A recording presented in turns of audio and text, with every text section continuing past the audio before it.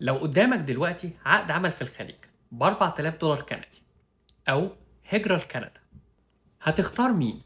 المقارنة دي ممكن تصدمك.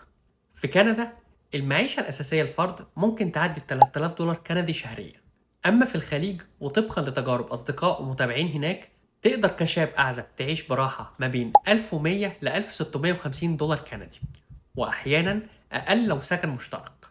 في كندا هتدفع ضرائب ممكن توصل ل 30% أو أكتر، لكن في المقابل عندك فرصة إقامة دايمة، جنسية، وجواز سفر قوي. في الخليج غالبا راتبك بيدخلك كامل تقريبا بدون ضرائب، وده بيساعدك تجمع فلوس بشكل أسرع، لكن الإقامة هناك مؤقتة. لكن السؤال الحقيقي هنا، تختار فلوس أكتر دلوقتي ولا استقرار ومستقبل على المدى البعيد؟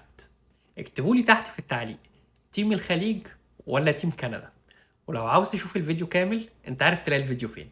واشوفكم الفيديو الجاي في كندا بعيون واقعية.